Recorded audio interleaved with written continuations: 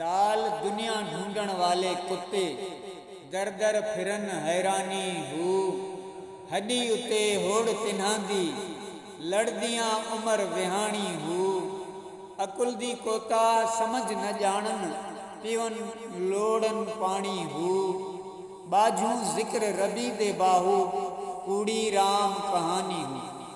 तर्जुमो दुनिया जा तालिब कुतन जी मिसाल आहिनि ऐं दर बदर हैरान फिरी रहा आहिनि। उहे कुत्ते वांगुरु हडी जे हथ करण में ज़िद ते क़ाइम आहिनि ऐं विढ़ंदे विढ़ंदे उन्हनि जी समूरी उमिरि गुज़री वई आहे।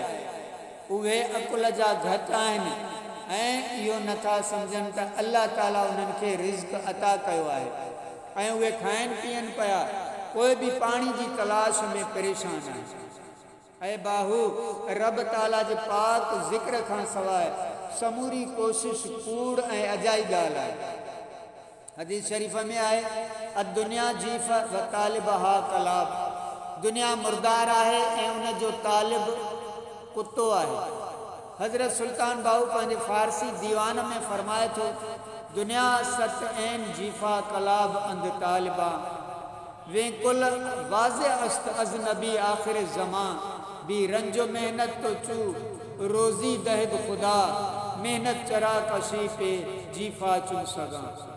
दुनिया में फज़ूल आहे ऐं उन जा तालिब कुत्ता आहिनि ऐं इहो कौल हज़ूर रिसालत माब सल्लल्लाहु अलैहि वसल्लम जन जो आहे। जॾहिं अल्लाह ताला तव्हांखे बग़ैर तकलीफ़ ऐं मेहनत जे रोज़ी अता करे थो त पोइ कुतनि वांगुरु उन जे पोयां सरगर्दान छो था रहो। अल्लाह